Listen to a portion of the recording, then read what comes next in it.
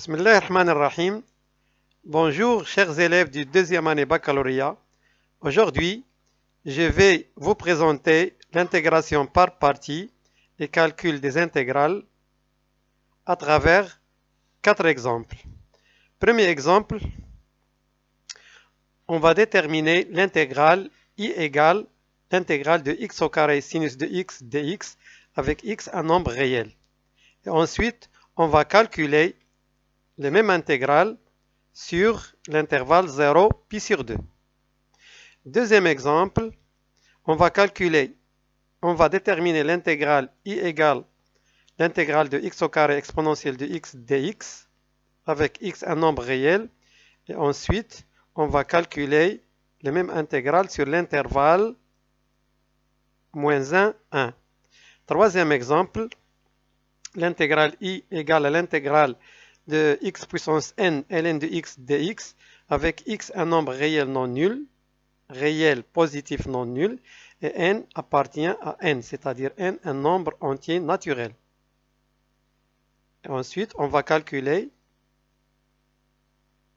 l'intégrale sur l'intervalle 1e. Et le quatrième exemple,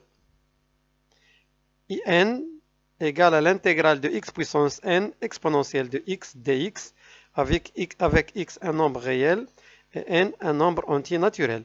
Ici, on va démontrer l'égalité suivante. In égale à n, ou bien in plus n in moins 1 égale à x puissance n exponentielle de x.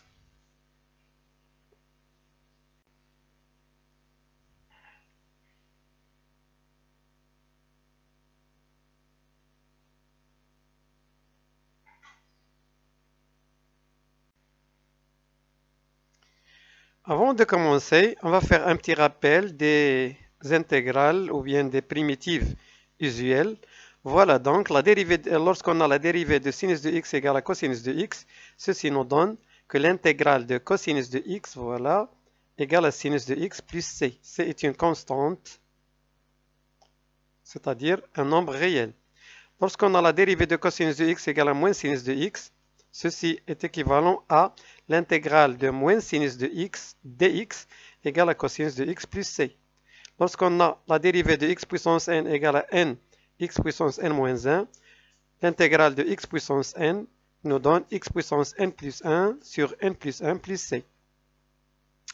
Lorsqu'on a la dérivée de ln de u de x égale à u', c'est-à-dire la dérivée de u de x sur u de x, ceci nous donne l'intégrale de u dérivé de x sur u de x dx égale à ln de u de x plus c.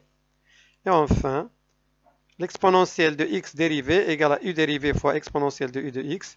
Ceci est équivalent à l'intégrale de u dérivé de x exponentielle de u de x dx égale à l'exponentielle de u de x exponentielle de u de x plus c. Voilà les formules de l'intégrale qu'on va utiliser pendant le traitement de ces 4 exemples.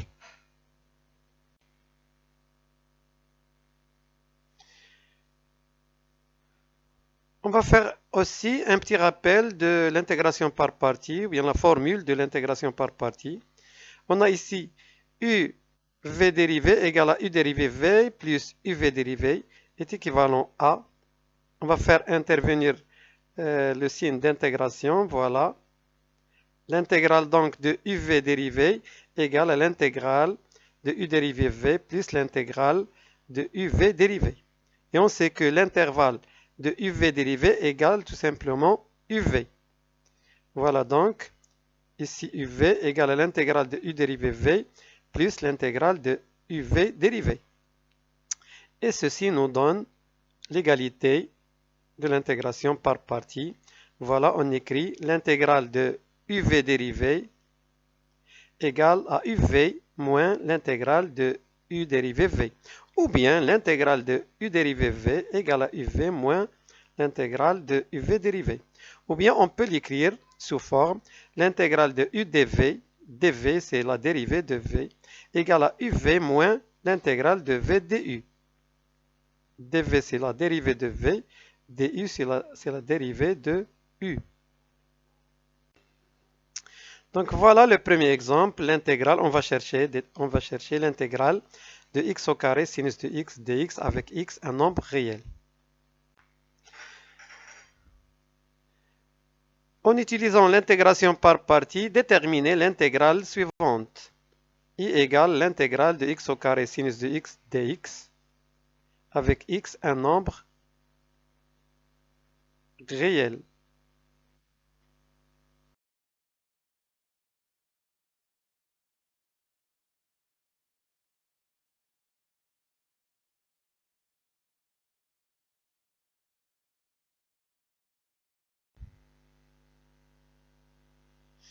Voilà donc l'intégrale demandée. On va considérer u égale à x au carré et dv égale à sinus de x dx pour l'application de l'intégration par partie. Donc soit u égale à x au carré, dv égale à sinus de x dx, u égale à x au carré, puisque x au carré est dérivable sur toute terre, l'ensemble des nombres réels. Donc ceci nous donne du, c'est-à-dire la dérivée de u égale à 2x dx. dv égale à sinus de x dx implique que v égale à moins cosinus de x, puisque la dérivée de moins cosinus de x, c'est sinus de x. Donc, i égale uv, intégration par partie, moins l'intégrale de v du. On signale que, on indique que ce symbole-là se lit aussi somme. Et on dit l'intégrale de v du ou bien somme de v du. Donc, i égale à uv, c'est x carré fois moins cosinus de x, c'est-à-dire moins x carré cosinus de x, moins somme de v du, c'est-à-dire somme de moins cosinus de x fois 2x dx, v du. Et on continue, i égale à moins x carré cosinus de x. On va faire sortir ce signe moins, c'est-à-dire moins 1, avec moins 1 c'est plus, et aussi cette constante-là 2. Donc on va trouver plus 2, somme de x cosinus de x dx. Cette intégrale-là n'est pas usuelle, donc on va faire une autre intégration par partie. Donc on l'appelle j, voilà. Donc u égale à x, et dv égale à cosinus de x dx. U égale à x implique que du égale à 1 dx. dv égale à cosinus de x dx implique que v tout simplement égale à sinus de x, puisque la dérivée de sinus de x, c'est cosinus de x. Donc j sera égal à x sinus de x, voilà uv, moins somme de v du, donc somme de sinus de x. Et l'intégrale de sinus de x, c'est tout simplement moins cosinus de x. Et on continue. Donc, i égale à moins x carré cosinus de x, voilà, moins x carré cosinus de x, plus 2 facteur de j, voilà j, x sinus de x, moins 1 fois moins 1, c'est plus, donc x sinus de x, plus cosinus de x. Et on va faire développement de cette expression-là.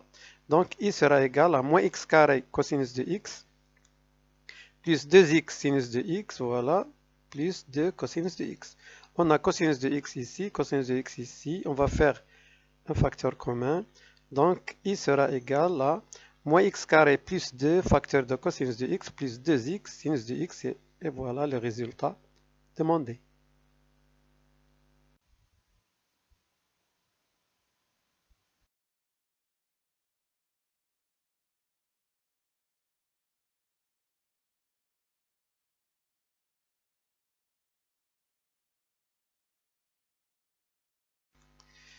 Deuxième question, toujours dans le premier exemple.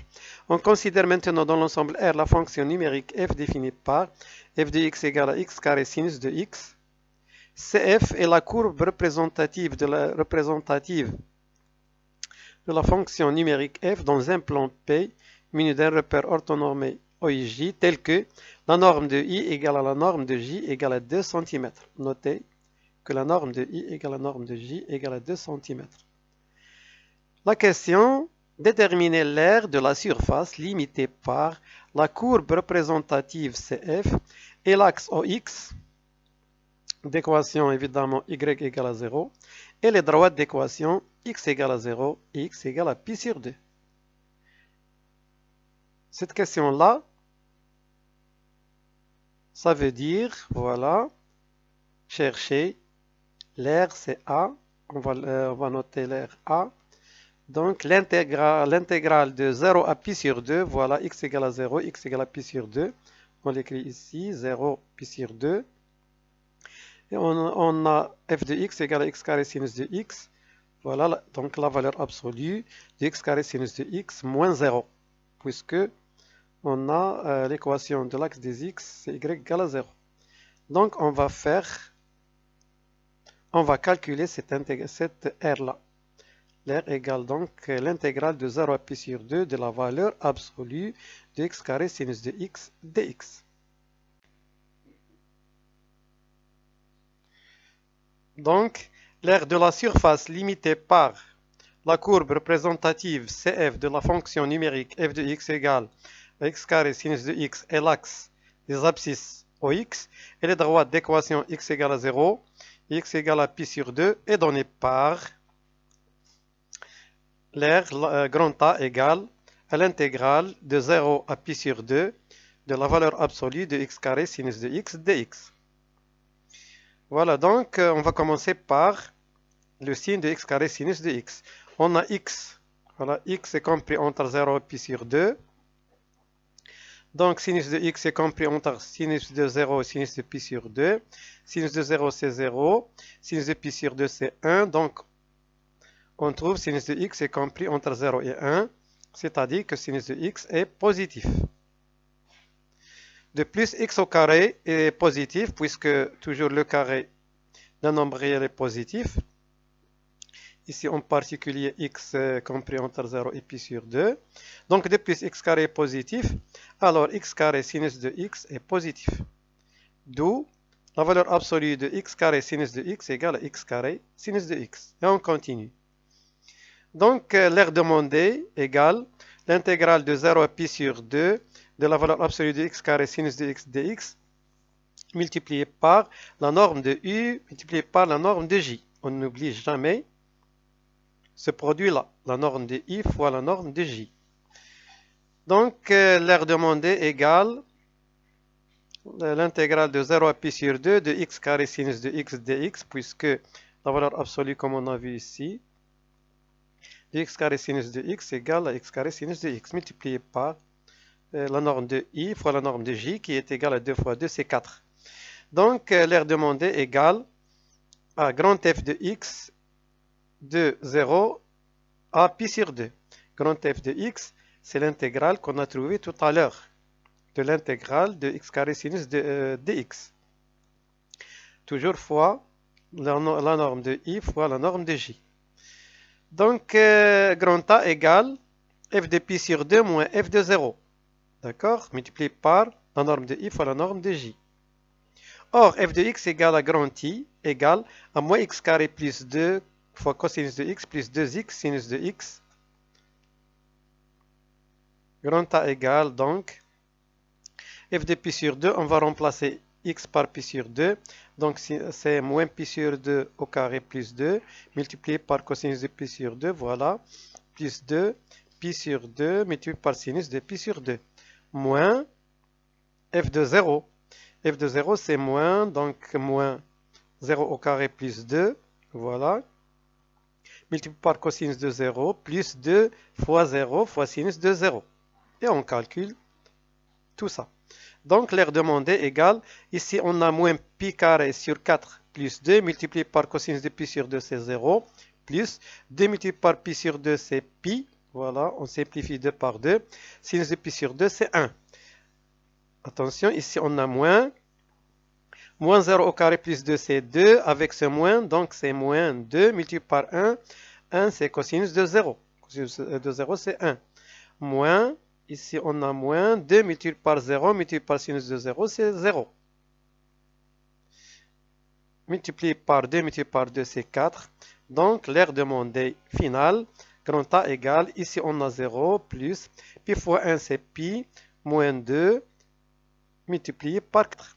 Donc l'aire demandée de la surface limitée par la courbe représentative CF de la fonction f de x égale à x carré sinus de x est l'axe des abscisses et le droite d'équation x égale à 0, x égale à pi sur 2 et 4 facteurs de pi moins 2 cm au carré. On n'oublie pas cette unité-là.